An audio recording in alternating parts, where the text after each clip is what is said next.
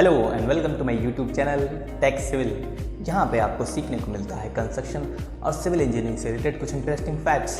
तो चलिए शुरू करते हैं। मगर उससे पहले अगर आपने मेरे चैनल को सब्सक्राइब नहीं किया है तो सब्सक्राइब कर लीजिए और बगल में बेल आइकन को दबा दीजिए, क्योंकि नेक्स्ट वीडियो आती है तो उसका नोटिफिकेशन आपको जल्दी मिलेगा।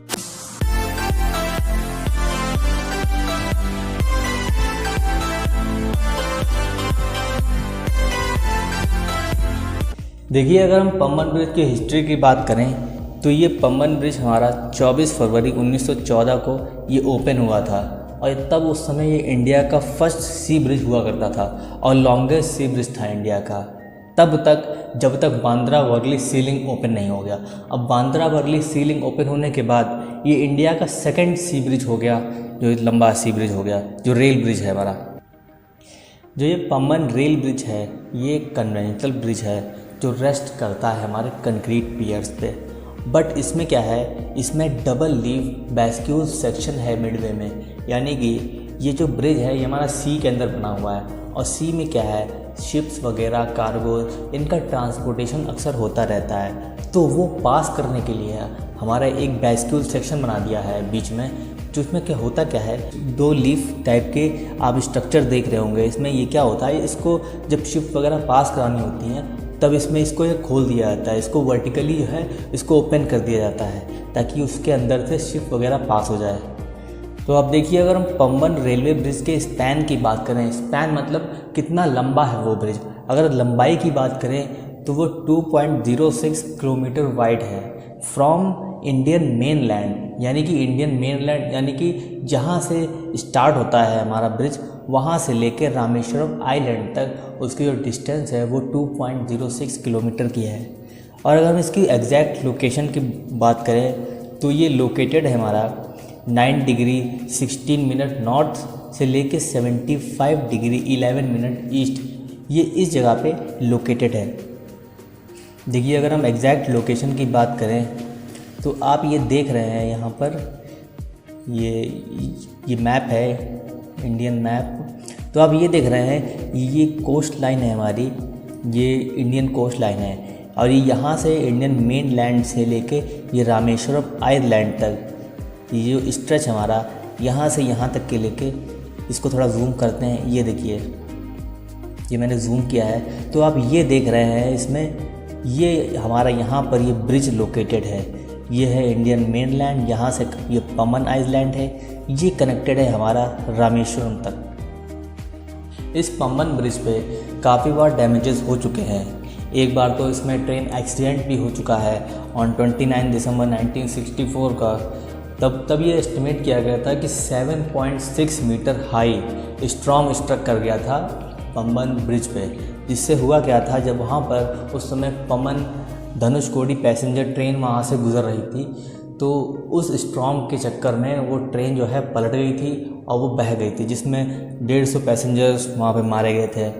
और उसके बाद अलग अलग उसमें साइक्लोन्स वगैरह आते रहते हैं, मतलब काफ़ी ज़्यादा डैमेजेस वगैरह होते रहते हैं इस में। तो उससे हुआ क्या कि जो ब्रिज है इसका स्ट्रक्चर जो है थोड़ा वीक हो गया है, जिसकी वजह से, और ये काफ़ी पुराना भी हो गया है, कम से कम इसको 100 से ऊपर साल हो गए हैं। 2014 में 100 साल पूरे हो गए थे, तो अब समझ लीजिए 106 साल हो गए हैं। तो इसीलिए जो है ये इस वीक स्ट्रक्चर को देखते हुए हमारे इंडियन गवर्नमेंट ने ये डिसाइड किया कि हमें एक न्यू पम्बन ब्रिज को तैयार करना चाहिए, जिससे होगा क्या, जो हमारा ओल्ड पम्बन ब्रिज है उसमें अगर वो चालू रहेगा तो उसमें कैजुअल्टीज़ वगैरह होने के चांसेस हैं, क्योंकि उसका स्ट्रक्चर वीक हो चुका है, उसमें कई बार डैमेजेस हो चुके हैं, तो वो इतना ज़्यादा अब वो स्टेबल नहीं रहा है। तो इसीलिए इंडियन गवर्नमेंट ने नवंबर 2019 को इस न्यू पम्बन ब्रिज के प्रोजेक्ट को पास किया और इसका जो कंस्ट्रक्शन वर्क जो स्टार्ट हुआ था वो 9 नवंबर 2019 से स्टार्ट हो गया था। और इसका जो प्रोजेक्ट कंप्लीशन टाइम है, इसका एस्टिमेट है कि ये 2022 में, ये मार्च 2022 में ये बनकर तैयार हो जाएगा। अब देखिए, जो न्यू मॉडल तैयार हो रहा है न्यू पम्बन ब्रिज का, वो कंस्ट्रक्ट हो रहा है ओल्ड मॉडल के पैरेलल में ही, ठीक है। और इस न्यू पम्बन ब्रिज में भी एक वर्टिकल पैनल सेक्शन प्रोवाइड किया जा रहा है ताकि जो शिप्स और कार्गोज वगैरह हैं उनका मूवमेंट ईजिली हो जाए।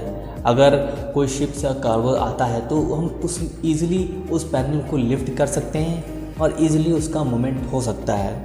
और जो पुराना वाला जो मॉडल था हमारा पमन ब्रिज का, वो ऑपरेट किया जाता था मैनुअली, और न्यू मॉडल में क्या है, इलेक्ट्रोमैकेनिकल सिस्टम इस्तेमाल किया जा रहा है उसको ऑपरेट करने के लिए, उसके सेक्शंस को ऑपरेट करने के लिए।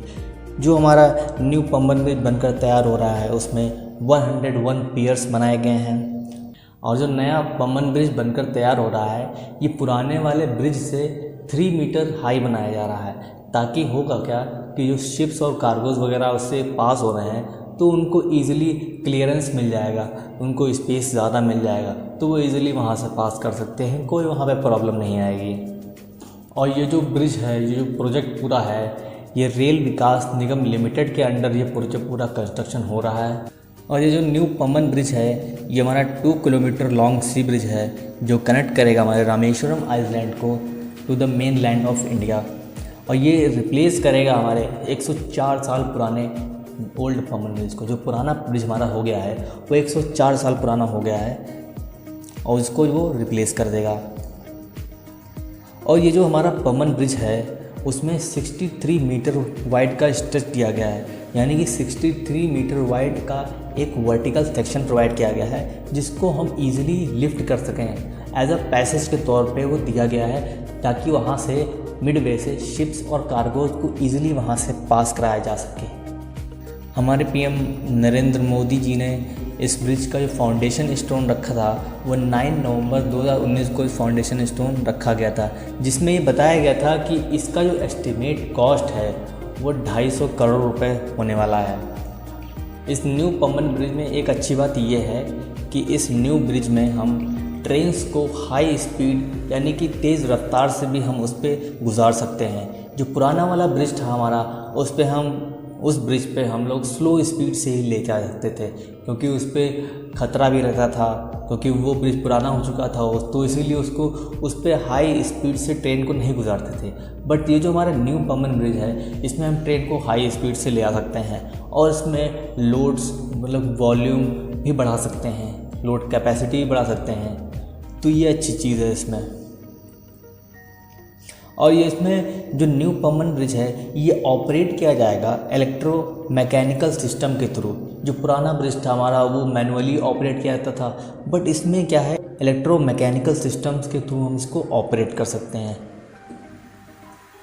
और इस ब्रिज में जितना भी मटेरियल वो यूज़ हुआ है स्टेनलेस स्टील का, जो कि कोटेड है हमारे लॉन्ग लाइफ पेंटिंग सिस्टम से। ये इतनी जल्दी ख़राब नहीं होने वाला। तो ये थे कुछ interesting facts old Pamban bridge new Pamban bridge के बारे में। तो आई होप ये वीडियो आपको पसंद आया होगा। पसंद आया है तो लाइक करिए, शेयर करिए, कमेंट करिए और मेरे चैनल को सब्सक्राइब करना मत भूलिएगा।